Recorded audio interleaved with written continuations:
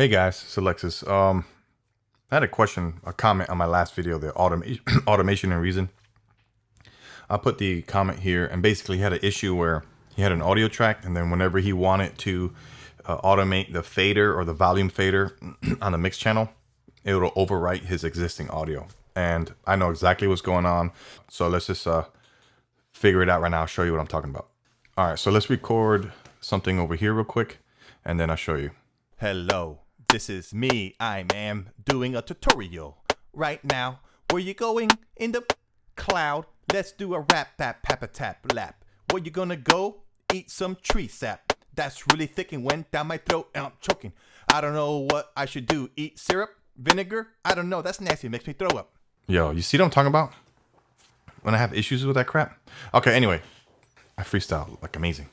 All right, so let's blow this up. So we have this audio, and what he's saying is if he goes to his mix channel, this is called Vox Type 1, which is right here. It's this one. So what he's saying is if he right clicks this automation and edit automation, right? Let's look at what the mix channel does.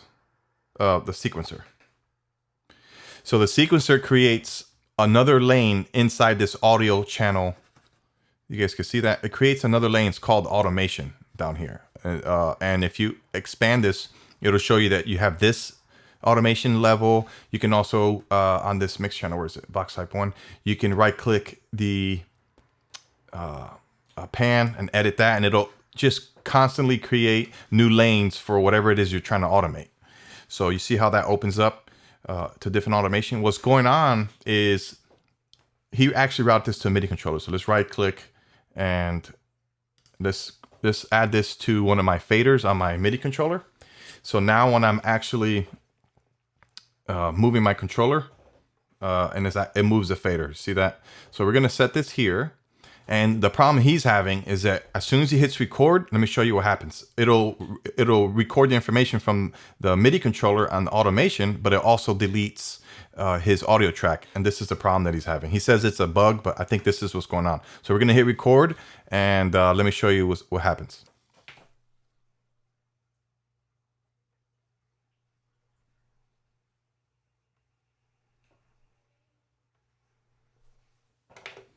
So the information came in, right? Let me play it over here. So his information came in from this MIDI controller up here, but he was overriding his audio track. And let me hit Command Z to back that up. And let me show you the problem is. The problem is right here. All right. You have two recording functions. You have record enable on the actual audio track, and then you have this parameter automation.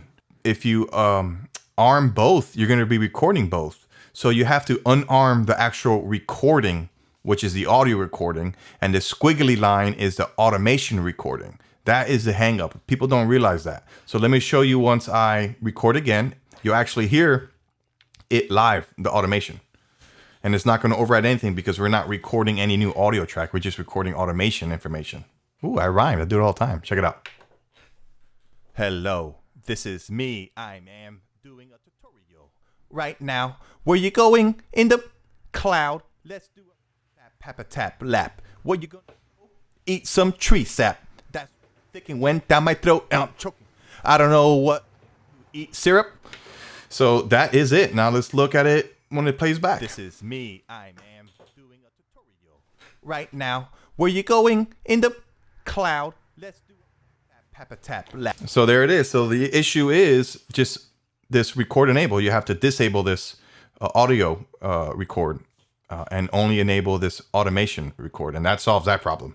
So thanks for watching. Hold on, I gotta do my big screen.